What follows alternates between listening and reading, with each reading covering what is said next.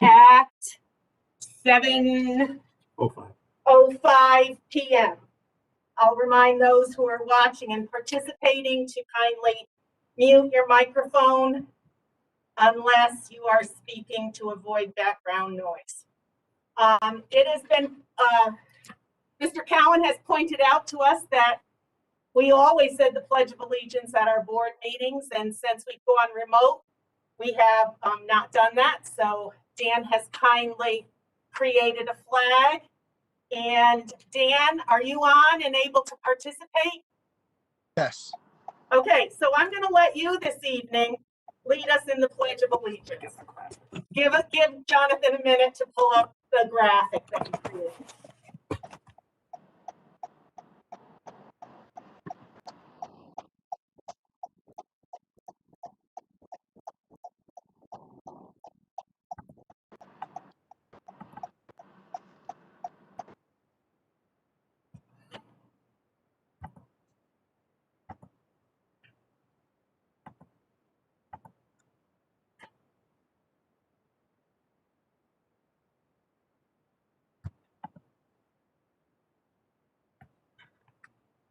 Is everyone able to see that graphic? I can see it. Okay, Lynn, do you want to lead it with me? Okay, Dan, would you please begin? Yep. I pledge allegiance to the flag of the United States of America, Republic, for which is One one day stands under one God, nation, under God, indivisible, with liberty visible, and liberty and justice justice for all. for all. Thank you so much, Dan. Megan, do we have any correspondence, Ms. Genovese, this evening? Hi, Lynn. No correspondence this month. Okay, thank you. Is there any public comment? Marcia, can you check for me and see if anyone has raised their hand?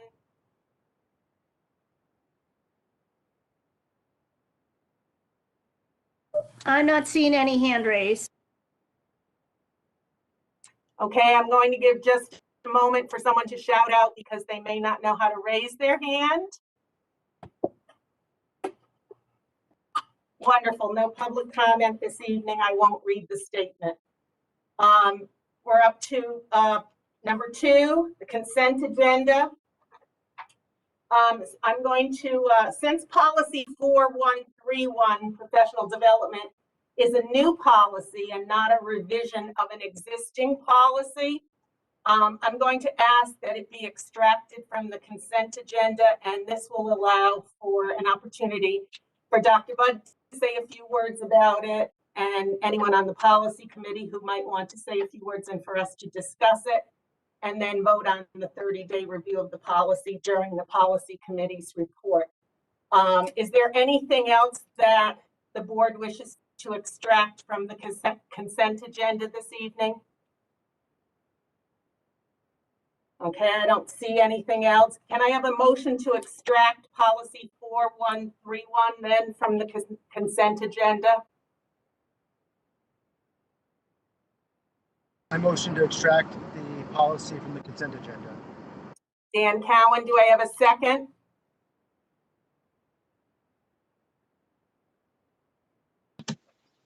Board members, do I have a second? I can second that, Lynn. Thank you, Megan. Marcia, motion by Dan Cowan, seconded by Megan Genovese. All in favor? That looks unanimous. Any opposed? Abstentions? Unanimous, Marcia. And now may I have a motion, please, to accept the remainder of the consent agenda this evening? I'll motion to do that, Lynn. Thank you. Jeff Townsend has moved the approval of the consent agenda with the extraction of policy 4131. Do I have a second? Joyce Shavers has seconded. Marcia, all those in favor? Any opposed? That's a unanimous vote, Marcia. Wonderful. Moving on to number 3. On the agenda, reports, PTO update. Joy Prudhomme. Are you on? Yes, I see you, Joy. Can you hear me? I can. Okay, well, we're happy to report that the best-selling author Tom Engelberger presented his new book, Geronimo Stilton, Sewer Rat Stink, to our second grade classes, which included remote, in-person, and MAG 2 on February 11th, and a fun virtual visit. Each student received a hard copy of the book and enjoyed a 30-minute virtual chat that was a huge hit. The PTO has accumulated quite a large amount of scholastic dollars over the last few years from our successful book fairs, and we were able to book this popular author using some of those dollars. We're working with our wonderful library staff to book some more virtual author visits this spring through Scholastic and RJ Julia Bookstore. And this is just an example of the special events the PTO traditionally brings to the different grade levels each year for curriculum enrichment programs, which of course include the author visits. Kara Rosner, who joined us as our recording secretary this year, is now going to be chairing our upcoming online book fair, which is scheduled for March 15th through March 28th. She's been working very hard to make this online book fair a success. I believe she's already booked 12 or so teachers, staff, and administrators to do read-alouds and book promo videos during the 2-week event. She's also helping the teachers set up e-wallets for their classrooms so that parents can donate money to those e-wallets and purchase books for the classrooms.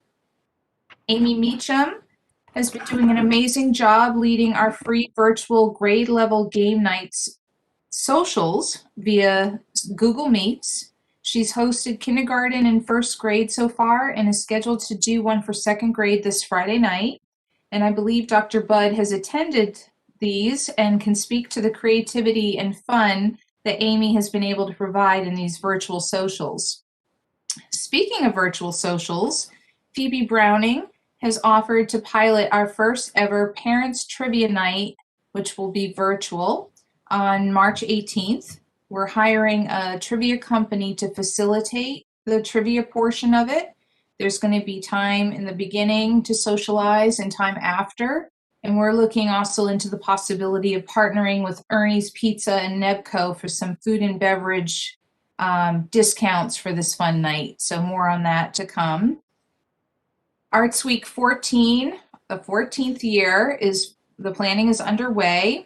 This year it's going to be May 24th through the 28th. It will be virtual, but it's going to include a whole school art installation and events throughout the week. Each year has a theme, and this year it is Fish, a swimming community of excellence, which came from the wonderful Swimmy book that Dr. Budd shared with the staff when he came on board. This theme also inspired this year's whole school read for Empathy Week. And the book Rainbow Fish was chosen for that.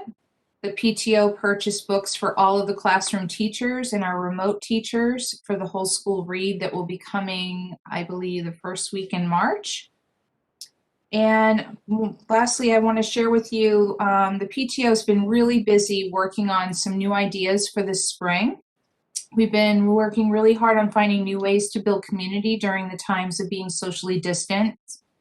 And one way we found to do that is by collaborating with community members, groups, and departments within our town. We are partnering with our Woodbridge Recreation Department for an upcoming treasure hunt that will take place here on our town's beautiful trail system in March. And when school started this year, the PTO held its first ever virtual open house, which was very well attended.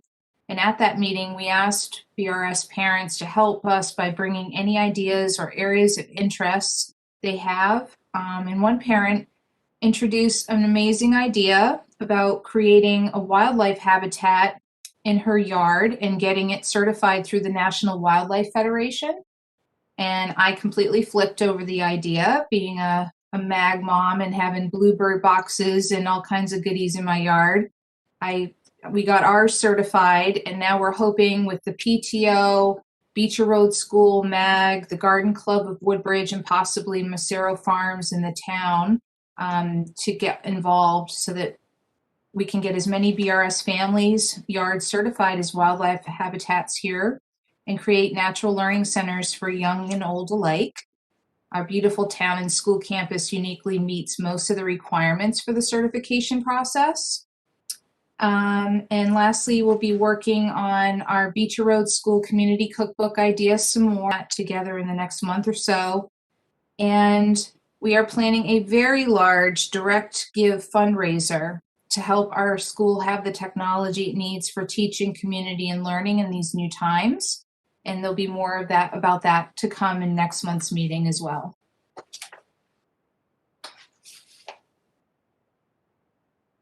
Joy, thank you so much. The PTO, once again, amazing, all that you do. So we appreciate all your hard work and thank you for that.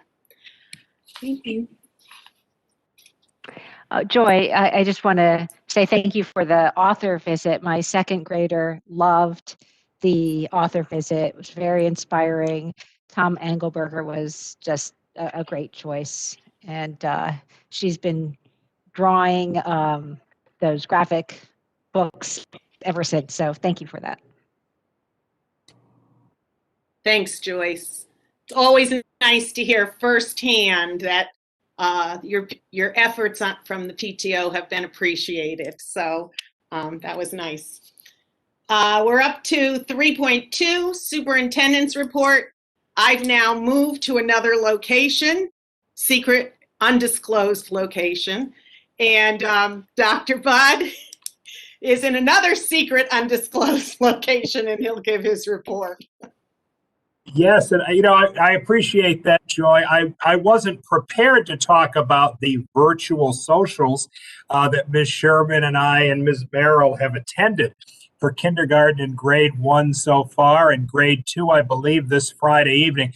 But I do want to commend Ms. Meacham, who is the organizer of these, for her really excellent leading of these events. The only thing I'll say is, of course, the whole activity enticed me to come, and I would have come regardless, but it wasn't until I arrived that I was told that dancing was part of the events each evening. So I did them from my office. If you drove by around that time the past few Friday nights and saw one person in a coat and tie dancing by himself in the corner of Beecher Road School, that would be me, and it was for a good cause. But congratulations to Ms. Meacham, just doing a great job.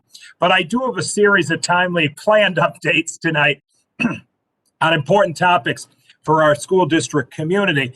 And first, I'd like to begin by speaking about the generosity again of members of our Woodbridge School District community. And first, our Beecher Road School Library Fund has received $100 in additional donations in the memory of former teacher, principal, and superintendent John Plosky.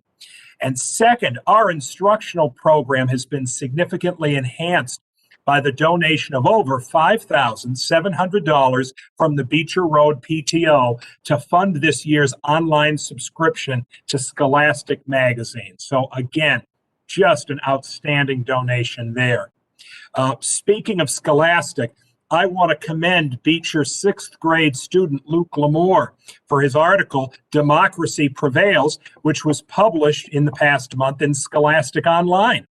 Luke stands as a great representative of the power of literacy in our students' lives here at Beecher, and I congratulate him for his publication at this early age.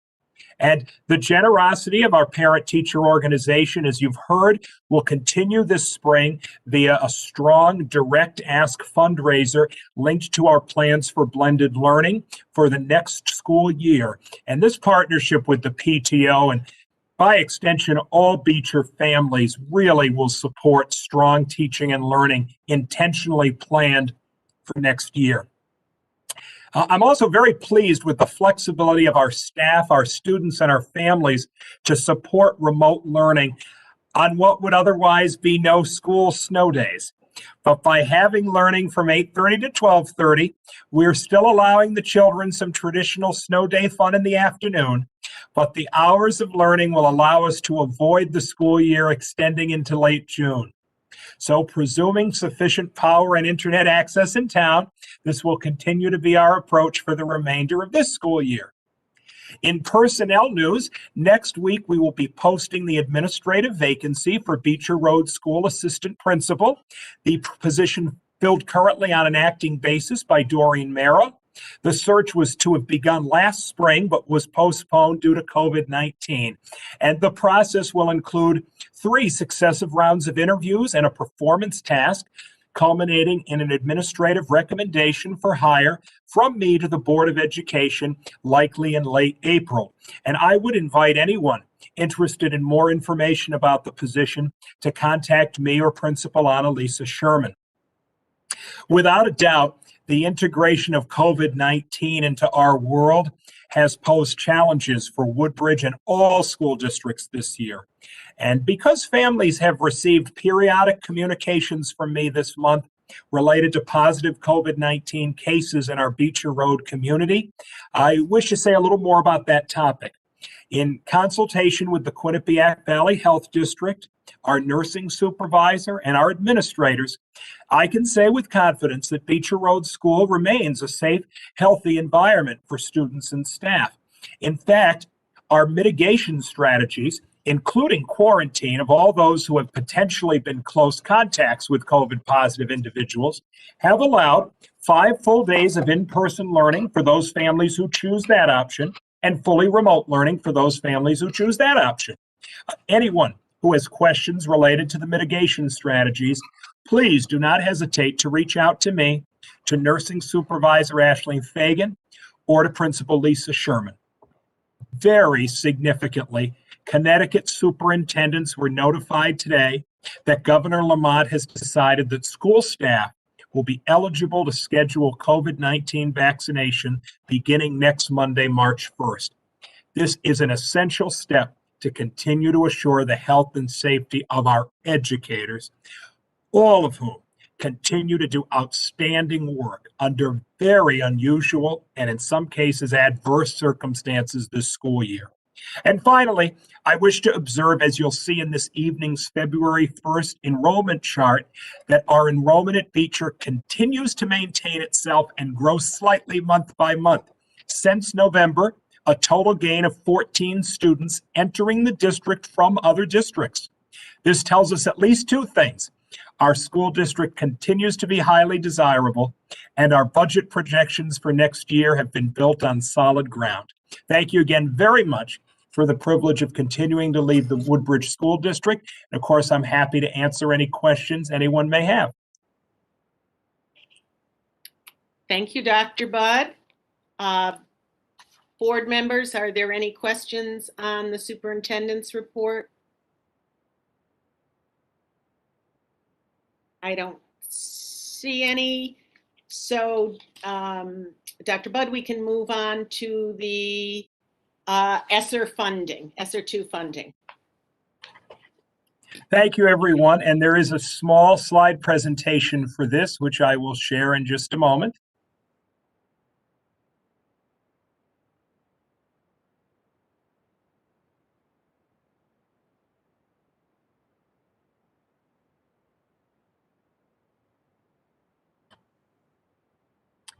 Lynn or Al Pulo, I see you on my screen. Can you give a thumbs up? Thank you so much. So this is a timely topic for the Woodbridge community, ESSER 2 funding. And if the acronym might be unfamiliar to some people in the public, well, we'll clear that up in a second. And this is a discussion item for the board tonight, and it follows similar discussion topics at our finance, facilities, and curriculum committees over the past few weeks. As I think you know, it preceded my arrival, but ESSER, which now is ESSER 1, the Elementary and Secondary School Emergency Relief Funds, brought our district slightly over $41,000 in July. We received slightly over $45,000, but there was a non-public school carve-out of $4,000 given to Ezra Academy per the regulations of the government for the ESSER 1 grant. But by comparison, ESSER 2 will bring our district over $202,000. And by contrast, there is not a carve out in this amount for non-public schools. That will be taken care of separately, but not in this 202,000. There are a couple of key themes that are being stressed through this.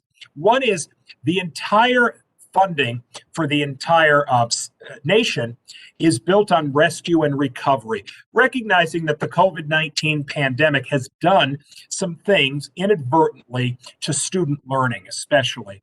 And we don't want students to be left behind because of this. We want to identify what might be some key needs and to address those needs.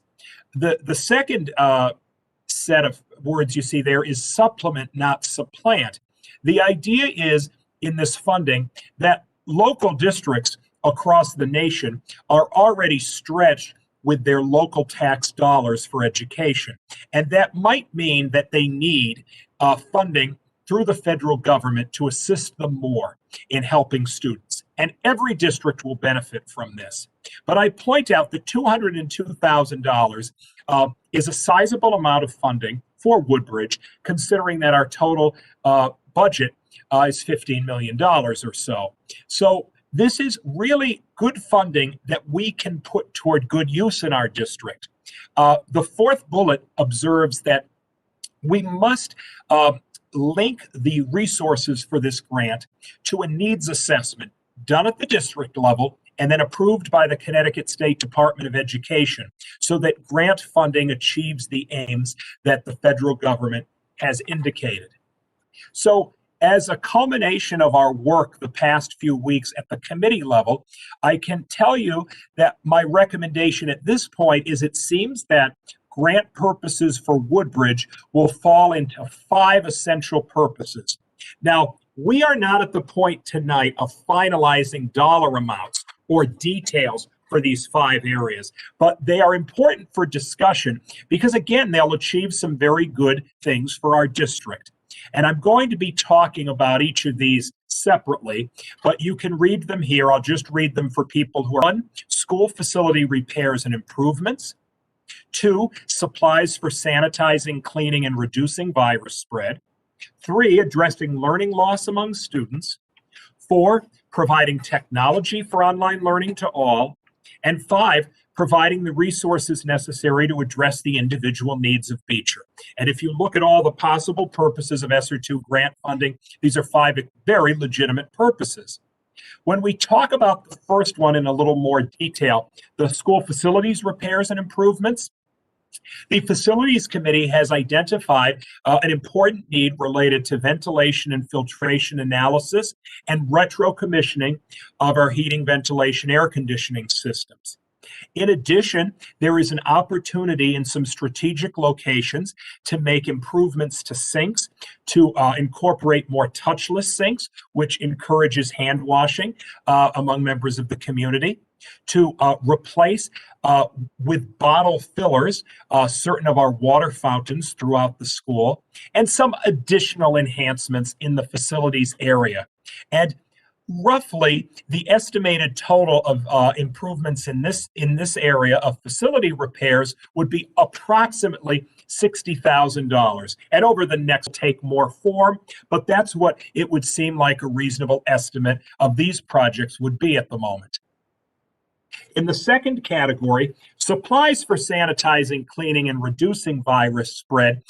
This is the lowest estimated total of the 5. We're estimating a modest $10,000. There is some flexibility here because the State Department is still working out its exact requirements for schools to be open next year. But in general, we'd be talking about things like additional masks or additional PPE, and potentially in some classrooms, some furniture improvements to enhance social distancing of students, which we know is one key mitigation strategy.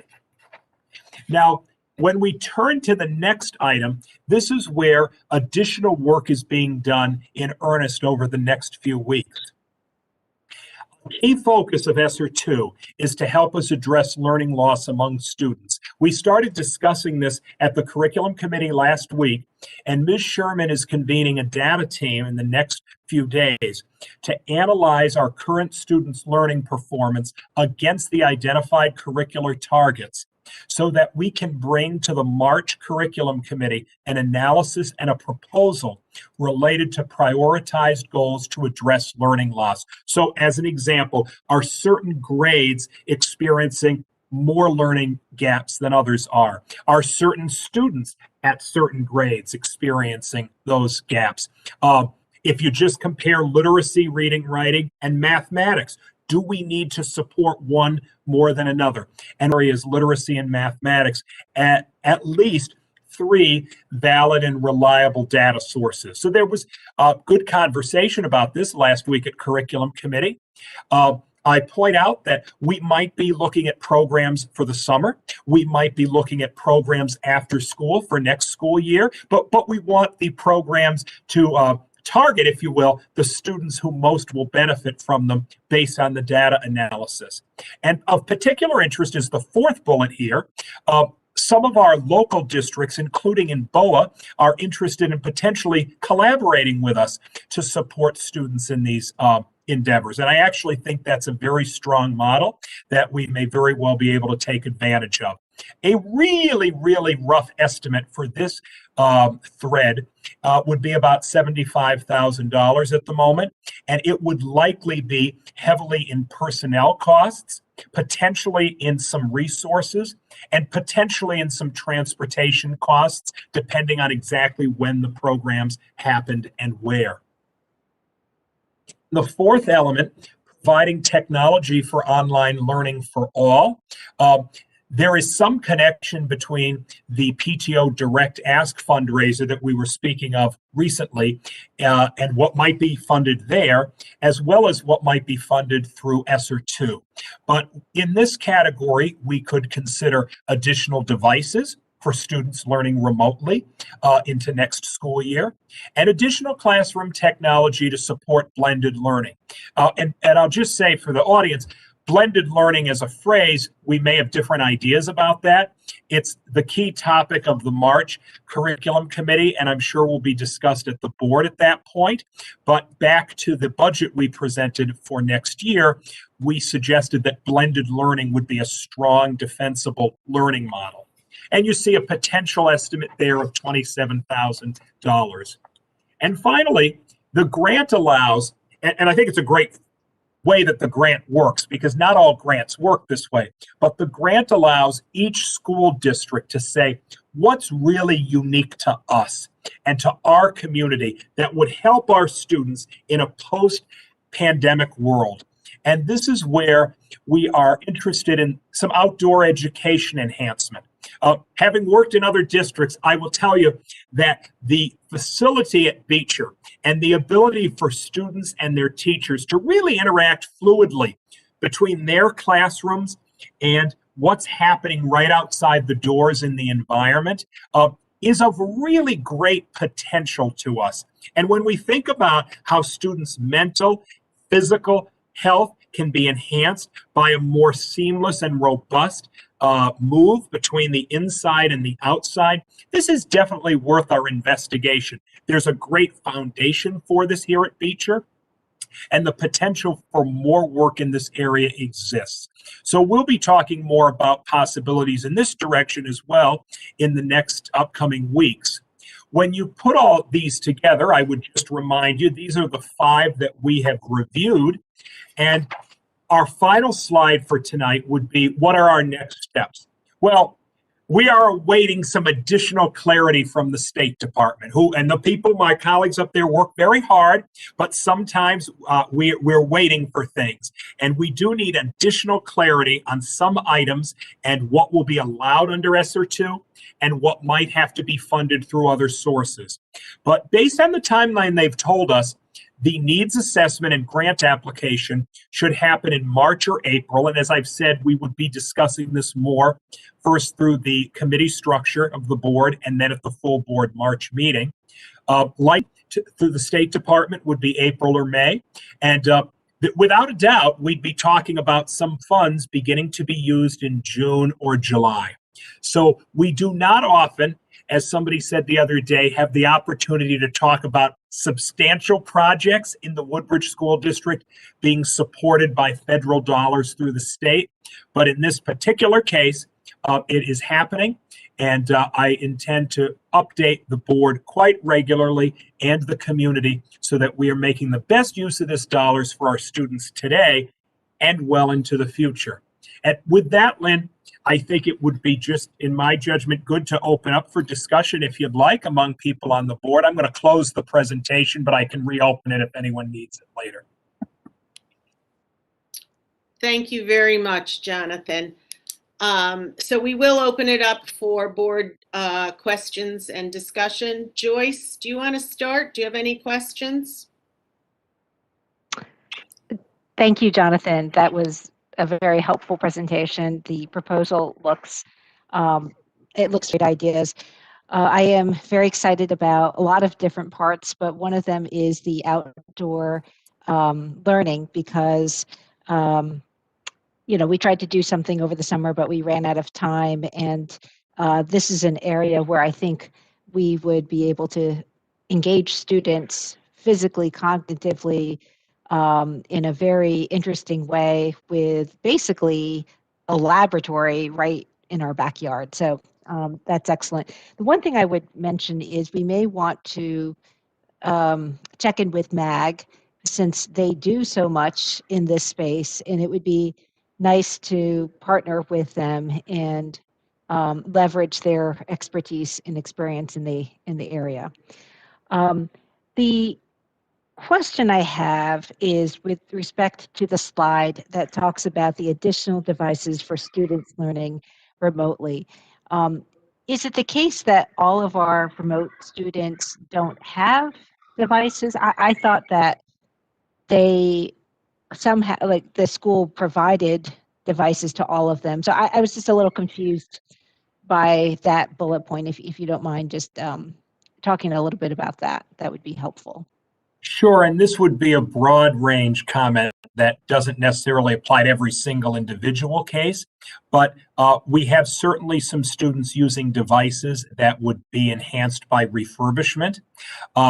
We also are fairly low in the inventory we have of such devices, so considering that there's a natural repair or even sometimes damage to the devices, this is where there's some interplay between what's going to happen with the Direct Ask fundraiser and what would be appropriate for this. But in general, yes, we're meeting the needs of everybody now, but I would professionally be slightly concerned about moving into next year without putting some additional effort into that. Okay, that's helpful. I guess the one thing out of curriculum committee that I wanted to just maybe circle back to is this notion of making sure that for our youngest learners, those being in K1, that we're mindful of the screen time for that group, since they are probably more effective tactile learners at that point. So that's not to criticize anything, any plan that you have. I just wanted to put that out there for us to think about carefully, and to the extent, if we need the devices, if we need to have people learn remotely, we need to do what we need to do. But then other than that, to the extent that we can think carefully about what's the best learning mode for these young students, that'd be great. Absolutely, yes. Thank you, Joyce. I don't know if we lost Dan Cowan. He was just next on my list. But Dan, if you're there, shout in. I see a phone caller is on. Might be you. Okay, we'll come back and ask again, Dan, if you're there. David Ross, do you have any questions or comments?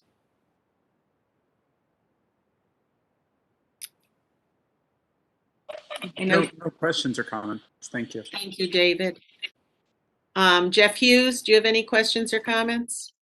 Thanks for the presentation, Dr. Bud. No further questions. Jeff Townsend. I just wanted to echo the enthusiasm regarding the outdoor education. That should be a pretty exciting component of this, I think. That's all. Thank you, Jeff. Laura? Impressive plan, and thank you for all the hard work that you've put into it. Lisa and teachers and staff and Dr. Budd, thank you. Megan? Yeah, I don't have any questions. That was a great presentation. Thank you. I guess just to follow up, Joyce, you said it very well. Many things. I really am excited about the outdoor education enhancement possibilities as well. And I also am, wanting to be mindful of screen time for all students and balancing that with, the outside time or just non-screen time, but also not just for our younger learners, but for all the learners, I think is important too. But it is especially important for the younger learners who learn better sometimes in other ways. So yeah, thank you. Thank you all. Much appreciated. Thank you, Megan. Mike? No questions for me. I just wanted to comment. I'm also very excited about this opportunity. It's a wonderful opportunity for us to enhance our education. I'm really excited about about being able to understand a little bit more about learning loss and how we can mitigate it and make up for some of it. Thank you, Mike. I'm going to try one more time. Dan Cowan, I don't know if you're on the line or not. He mentioned he may have to drop off at some point. He's in an emergency meeting, I think. Okay, I want to thank you, Dr. Budd, for that really fine overview of the potentials for the ESSER II funds. I want to thank the staff and administration, other administrators, for their efforts in this area as well, because I know it's a team effort, and I'm delighted that we have this opportunity to look at things that we really need to take care of in the school. So thanks for that. There's nothing else. Can Go I, ahead, can I Joyce. just, I just want to say one more thing. I want to commend Dr. Budd for working, for collaborating with the other districts, not only on this issue, but just in general. But I think that there's a real opportunity here, in particular, to work with Bethany, with Orange, our sister districts, to better meet the needs of our students. By collaboration, we achieve critical mass, and I think we'll be able to do really interesting, innovative things as a result. Yeah, thanks for making that point, Joyce. I agree. Great. We'll move on to the update of the 2021-2022 budget. Once again, Dr. Jonathan Budd. Sure, I have a few brief comments, and then certainly the board might be interested in discussion.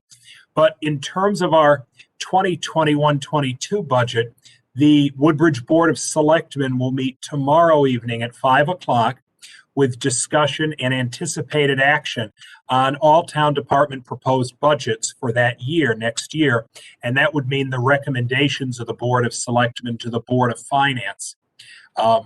Recognizing the strong partnership that's always existed between the Woodbridge School District and the town of Woodbridge, it's incumbent that we balance always the needs of strong education with what's reasonable to ask of taxpayers. And the connection here is the door continues to be open to potential allocation of some of our proposed operating budget's expenses over to ESSER II. However, we and all other districts continue to receive daily updates, sometimes changing updates, regarding the compliance mechanisms and requirements for ESSER II. So in light of the most recent guidance we've received, at this time, I cannot comfortably recommend any adjustments to the superintendent's proposed budget of 3.23% that this board moved forward to the Board of Selectmen. However, Mr. Pullo and I will continue to monitor this issue over the next few weeks, and we'll update the board accordingly. The guidance from the state does change daily. Thanks, Jonathan. Not easy dealing with all of that. On the budget, I believe, I believe, and Jonathan, you can correct me if I'm wrong, that the Board of Selectmen are going to be talking about the budgets this week, maybe Tomorrow. Tomorrow night at Tomorrow at 5. So we'll have some idea what people are thinking about our proposed budget at that time. Joyce, did you have a comment? Oh, I was just going to say, Jonathan, I think you're doing a great job working very closely with people like Tony Genovese just to keep them apprised of the development and our desire to try to apply as much of the ESSER 2 funds that we can to next year's budget, but within the constraints that we have to operate under. And as long as we stay close to people like Tony and others, so that they understand the situation that we're in, I think it's the best that we can do. And the value in trying to apply as much of ESSER 2 to next year's operating budget is to the extent that we lower that percentage of budget ask, that helps with the mill rate for our town. And so that is what the Board of Finance looks at. But we can only do what we can do, and we'll just have to kind of keep apprised of what the guidelines are in the coming days and weeks. Yes, and there may be developments between the Board of Selectmen's timeline and the Board of Finance timeline. Currently, that 3.23 would be my strong continued recommendation. But the updates we continue to get may change that over the next few weeks, and certainly the board will be integral in that process.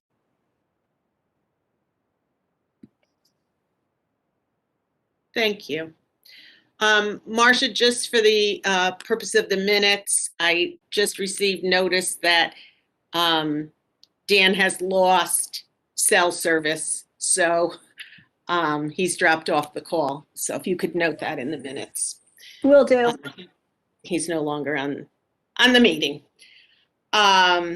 Great. 3.2.3 Beecher Road School update. Mrs. Sherman, who's kindly on her cell phone, I believe, in another undisclosed location. Thank you for coming over with your computer for me, Lisa. No problem at all. It's the benefit of living in town, right? It sure is. Hi, everybody. Good evening. Thank you so much for allowing me to be with you. I have just a few quick updates to share with you. And before I do, actually, I need to, I think I'm doing this every month, but I need to give a really, really big shout out to all of the staff, the teachers, the teacher assistants, the custodial crew, the secretaries, the administrators, because I feel like pivot is the name of the game this year, and the recent weather events that we have had that have left us doing early releases and doing remote learning and doing snow days and, any combination thereof. It is amazing how many different ways there are to instruct. A teacher came up to me the other day and said, I learned another way to teach kids. Who knew there was one more way, but there was. So a huge shout out to everyone at Beecher for just continuing to really be amazing and flexible. I just wanted to start with that. Our students are continuing to learn. Our community continues to just be together and work through everything. And I just need to start by showing immense gratitude to everybody that I am fortunate enough to work with. The few other updates. We did have some recent training for our remote teachers on Flipgrid, which is a really, really exciting tool for our students to use asynchronously, where they get to record videos of themselves and share their learning experiences. And we are actually going to be sharing that out with our in-person teachers next. So we are spreading that around to all of our staff members. We also celebrated Valentine's Day as a community in a lot of different ways. There was beep and greets, there was virtual Valentines, there was virtual celebrations.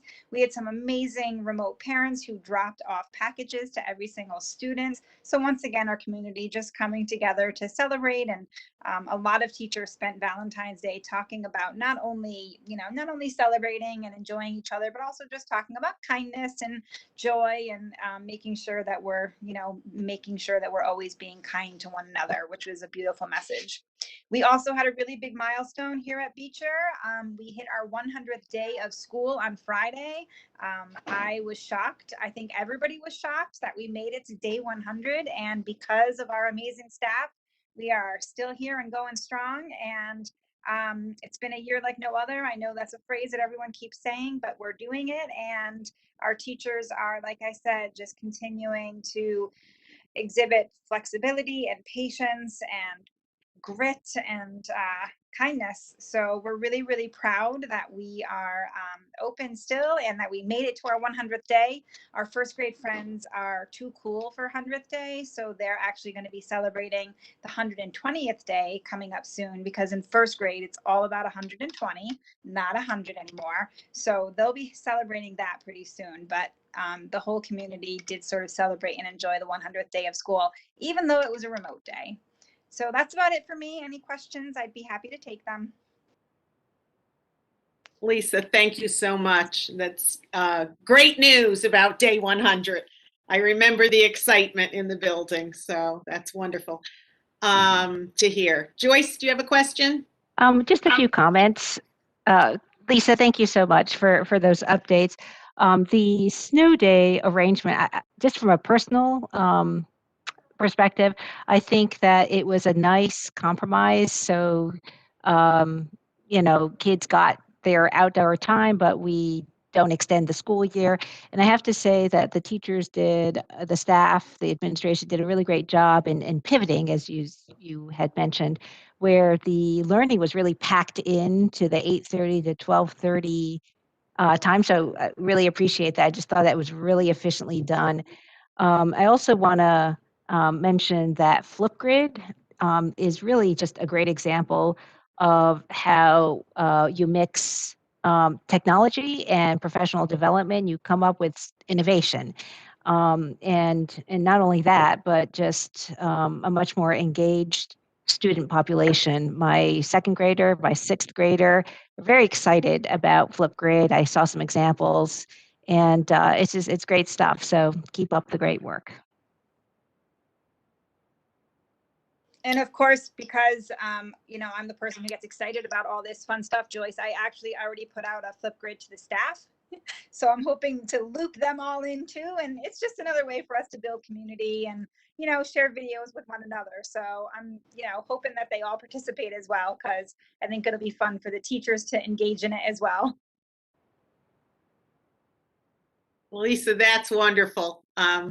Good things happening at Beecher Road School as always. So nice to hear. I just want to echo what Joyce was saying about Flipgrid. I think I also think that's a great example of how we can be using technology to enhance the engagement of students. My third grader loved that and was very engaged and was very proud of what he produced from that. So I'm definitely seeing some of the benefits of the use of that. Wonderful. Kudos to all. Kudos to all. It's perfect. I love hearing it as well. Lisa, thank you again so much. And thank you for acknowledging the work of everyone in the building. Takes a village. We're moving on to our Facilities Committee report. Jeff Hughes. Good evening, everyone. Thank you. Jeff, I have to interrupt. I'm sorry. I did get, Marcia, I got a note. David Ross had to drop off the meeting, so if you could note that in the minutes as well. I'm back. Just in time for facilities. Dan Cowan is back. Could you note that in the meeting as well, Marcia? Thank you. Jeff Hughes, I apologize. No, please. Business first. So the facilities committee met February 12th. We had a really good discussion regarding the SR2 funding, and we like to support the facilities team request for the analysis and retro commissioning of the HVAC system. We also had a good discussion about the excellent job that the facilities team does with what Mother Nature has thrown at us this year. It's been quite the incredible feat. Beecher Road School is very unique in many ways, and one of the ways which is unique is the number of exterior doors and the miles of walkways it has. So it's quite impressive from a facility standpoint, the work that the team does. So kudos to that team as well. And then that's basically it. Wraps up the facilities report. Thanks, Jeff. And I'll echo your thanks to the custodial staff. They've been amazing this year. Anyone who's picked up a shovel, custodians have done. So thanks to them.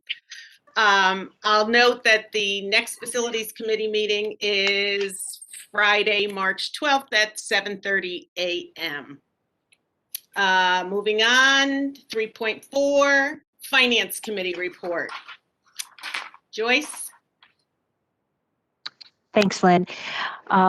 So we are projecting a roughly $70,000 deficit by year end, and that is down by about $30,000 from last month. And there were favorable and unfavorable swings in both directions, but the biggest one was about $20,000 in savings because of intern vacancies. So that $70,000 seems like a significant amount of money, but our business manager may be able to significantly reduce, if not eliminate, that deficit by year end.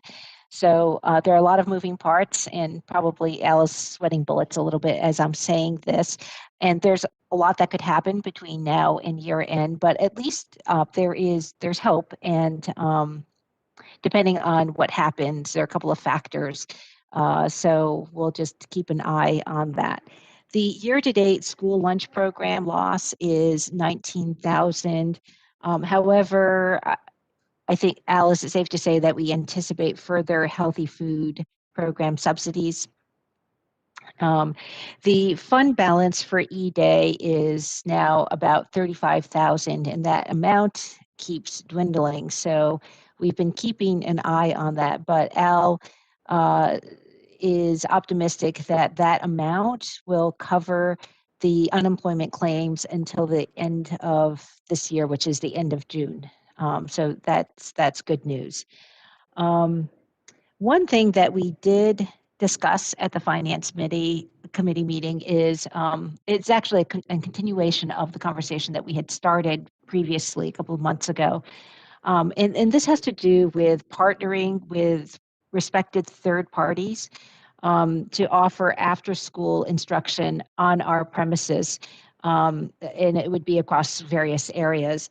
And this would be a means to generate revenue and at the same time conveniently locate these so that it would be a lot easier for parents as well to access these quality programs. So this is something that's a work in progress. There are lots of details that we would need to work through, and we will continue the conversation at our next Finance Committee meeting.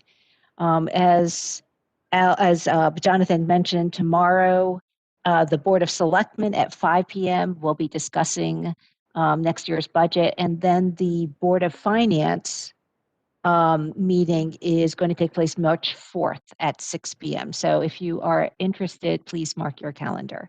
And as Jonathan had mentioned, our current ask of 3.23% of an increase is just a little shy of 500,000 or $500,000.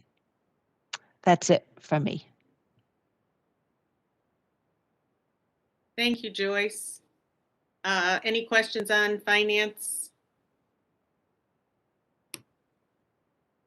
Okay, I'll note that the next meeting of the Finance Committee, I believe, is scheduled for Monday, March 8th, 6:30 p.m.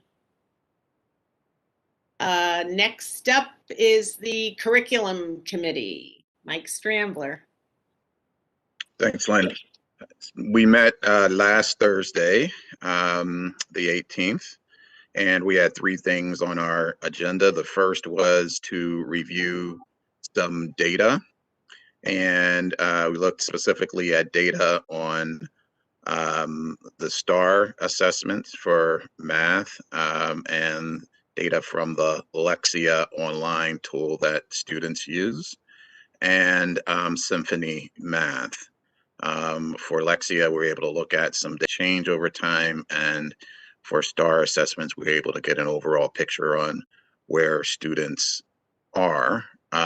We had some challenges. It seemed that we may have some challenges with Symphony Math in both getting students to use that so that it can produce the data to give us some indication on where students are. So we'll need to continue to monitor that and monitor use and to monitor its value for informing instruction. So that was the first item on our agenda. And the second one had to do with ESSER 2, which earlier, so I won't review the specifics about that, but we covered all of the potential uses of some of the ESSER 2 funding that were discussed today as they pertain to curriculum. And then the third one had to do with decompartmentalization in 6th grade and beginning to think of plans for moving in that direction. The idea being that once students move into 6th grade, students would have the opportunity to take courses with teachers who have more specialized knowledge, deeper knowledge in specific topic areas for math, science, and social studies. And homeroom teachers will teach ELA. I think it's an exciting plan. I'm really looking forward to hearing more about that, and I think it's a nice way of preparing our students for the experience they're going to have in middle school, and allows for teachers to deepen their knowledge in specific subject areas. So that was the topic of the third item on our agenda. We have our next meeting scheduled for March 18th, Thursday, March 18th at 4:30. Mike, thanks so much. Any questions from the board on Curriculum Committee report? Joyce? I just want to echo my excitement as well over the shift to departmentalization in 6th grade, and also the offering of pre-algebra starting next year for our 6th graders as well. I think that is a development that would address a lot of the well, I think it would just interest a lot of parents in our community as well as students.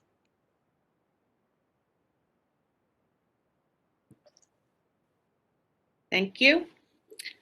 Policy Committee report. Megan Genovese. And Megan, I'm going to remind you that a discussion of policy 4131 would take place at this time, along with when we're done, a motion to accept that for 30-day review.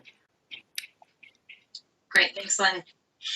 Yeah, so for policy, we met on February 9th. We, as you mentioned, reviewed policy 4131, professional development. And we unanimously agreed as a committee to bring it to the broader board for a 30-day review. Well, to be potentially approved, I should say, by the board. I don't know if, I mean, we don't usually get into the details of it because it is posted, but Jonathan, I don't know if you had anything you wanted to speak to that in terms of, Lynn, you had mentioned that we might want to discuss I it, didn't so. know, because it's a new policy, if, Jonathan, if you wanted to speak to it, since it's not a revision, it's a new policy that, just for knowledge in the community. Sure, I've recommended that the board adopt a policy on professional development because although it's not required to have such a policy, it does indicate the board's commitment to that, the professional learning ongoing of its staff. And in fact, most of the policy has language that's required by statute.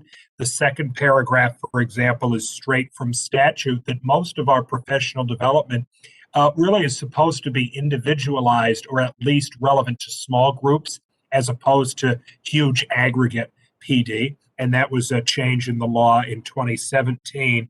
And then in the third paragraph, that language that's about the required district professional development and evaluation committee that I've mentioned in a few other contexts, that's also required by statute 10220A.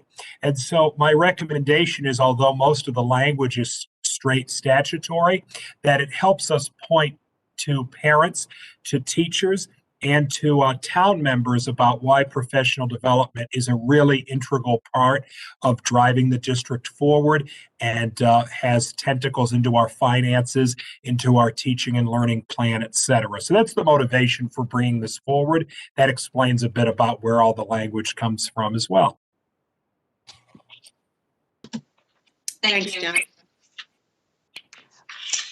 So I would like to make a motion to accept the policy 4131, professional development, for 30-day review.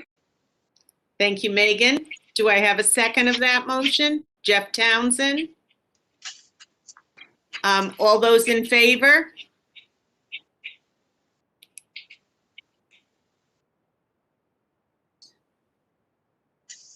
Thank you. Any opposed?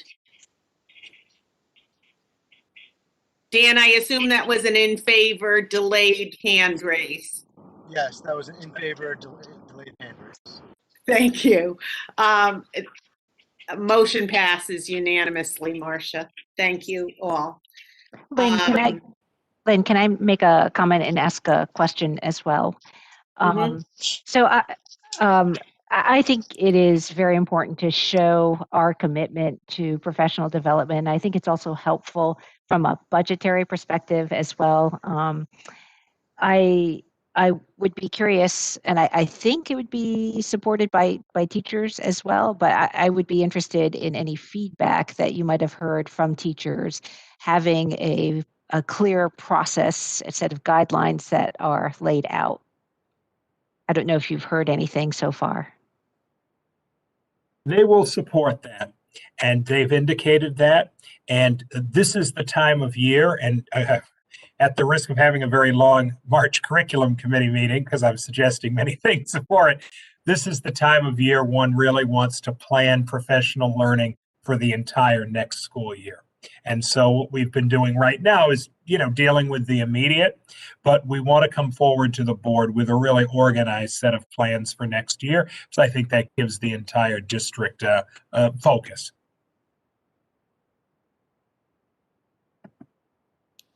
Thank you. 3.7, CABE liaison report. Once again, Megan. Just to go back really quick, our next meeting for policy is scheduled for March 9th at 8 a.m. Thank you. Yes, thank you. So CABE liaison, we have the CABE virtual day on the Hill coming up. That's March 17th. If anyone's interested in that, actually, it's kind of exciting that it's online this year because sometimes I haven't been able to make it in person. So I've already registered. I'm excited to attend. It is free for anyone on the board that is interested. And basically, CABE will highlight some of the bills pending in committee to prepare. Excuse me, dear. To prepare you, to prepare us to ask questions of leadership and of Connecticut General Assembly. They'll also. Sorry, my cat is We will also be learning about how pending legislation can impact our school district and what potential mandates are being considered. So if anyone's interested in that, it's a great opportunity to learn more. And that's all I have for you. Thanks, Megan.